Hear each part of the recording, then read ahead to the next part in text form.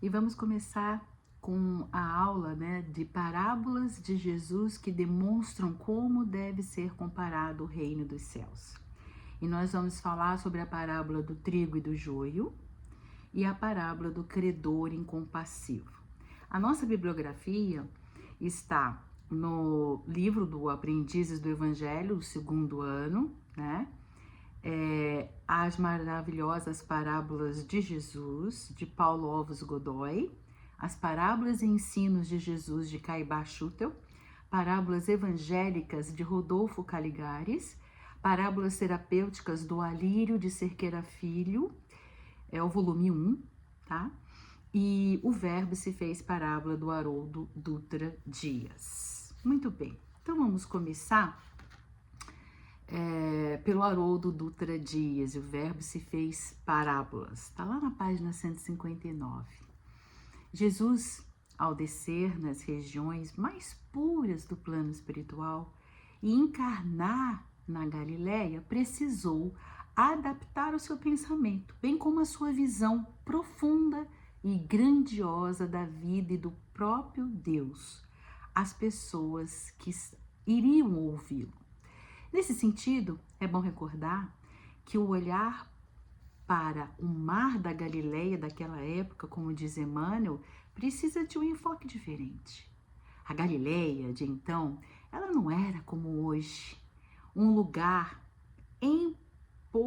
empoeirado e parecido como um deserto, mas a maior produtora de agricultura para toda a Judéia, posto que toda a produção agrícola saía da onde? Da Galileia.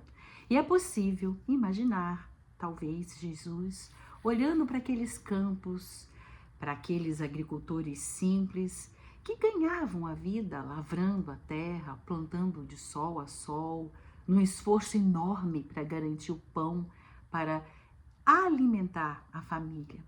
Enquanto o mestre se encontrava no esforço de revelar leis imutáveis e eternas. Jesus, que falava com o espírito imortal, como um espírito imortal, ao olhar para aquela paisagem, adaptou o seu pensamento em parábolas simples e singelas, porém profundas, que incorporaram aspectos da cultura local concernentes a elementos da vida cotidiana daquelas pessoas. Então vamos começar com a parábola do trigo e do joio, está em Mateus capítulo 13, versículo 24 ao 30. Vamos lá começar pelo versículo 24. Propôs-lhe outra parábola. O reino dos céus é semelhante ao homem que semeou a boa semente no seu campo. Enquanto todos dormiam, veio o seu inimigo e semeou o joio no meio do trigo e foi-se embora. Quando o trigo cresceu e começou a se formar, ele chama de granar, apareceu também o joio. Os servos do proprietário foram procurá-lo e disseram: Senhor, não semeaste boa semente no teu campo? Como então está cheio de joio? Ao que este respondeu: o inimigo é que fez isso. Os servos perguntou-lhe: Queres então que vamos arrancá-lo? Ele respondeu: Não, para não acontecer que ao arrancar o joio com ele arranqueis também o trigo. Deixai-os crescer juntos até a colheita.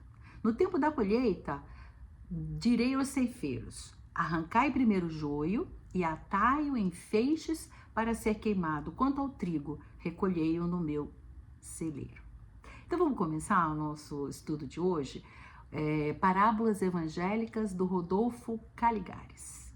Ele esclarece que o campo somos nós, a humanidade, a semente do trigo é o evangelho e a erva má são as interpretações capciosas dos seus textos.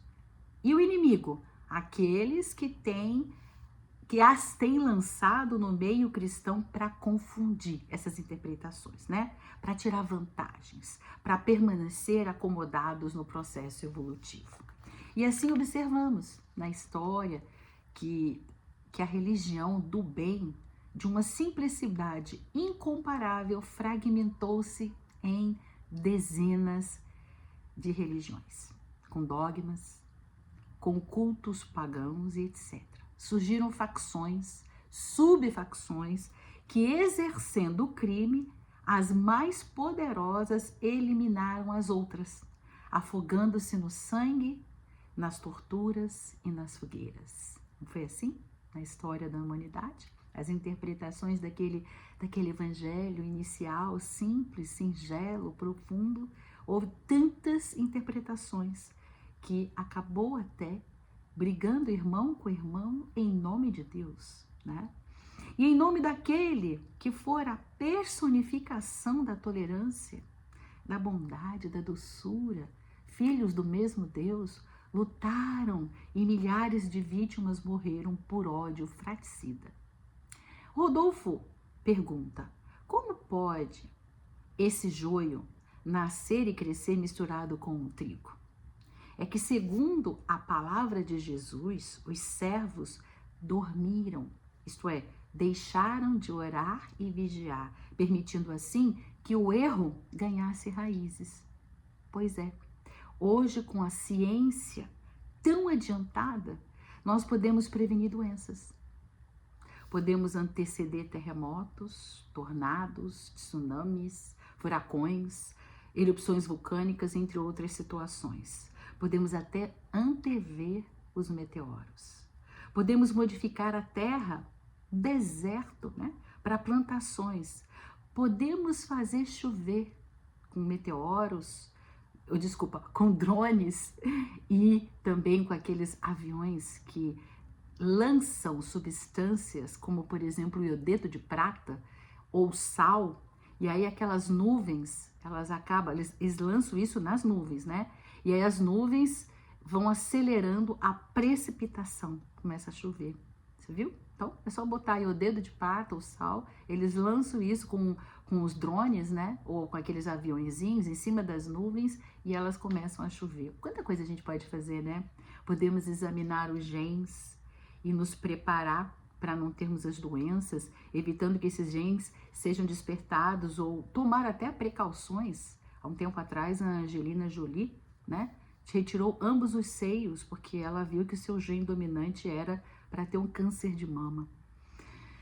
Pois é, quanta evolução nesses últimos 30 anos, né? Mas e o equilíbrio, a harmonia mental? Esses são as de ordem individual. Depende da vigilância permanente.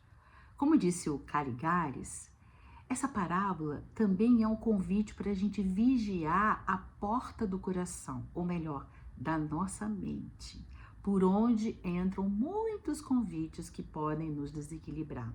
Talvez até mesmo desertar do nosso programa espiritual. Por isso, cuidemos. Separemos o joio do trigo que é semeado diariamente através da mídia, né? E tem uma frase que Jesus fala, e quem conta é Mateus capítulo 7, versículo 16, pelos frutos conhecereis a árvore. E esse é o ponto importante dessa parábola. O joio, ao brotar, é muito parecido com o trigo, né? Arrancá-lo antes de estar bem crescido correria o risco de arrancar o trigo também, são muito parecidos. Porém, na hora da produção dos frutos, em que será perfeita, aí, nesse momento, a diferença entre ambos. Já não vai haver o perigo do erro. Mas no livro do curso nosso, do Aprendizes de Evangelho, lá do 2º ano, aquele novo, né? E também no livro Vinha de Luz, Emmanuel, através das mãos de Chico, nos fala que Jesus demonstra sublime tolerância celeste no quadro das experiências da vida, permitindo o exame profundo de cada um de nós. Por seu infinito amor, juntos e misturados, crescemos, de modo que o mal tenha a oportunidade de transubstanciar para o bem. A palavra transubstanciar eu usei de propósito, tornar uma substância em outra substância.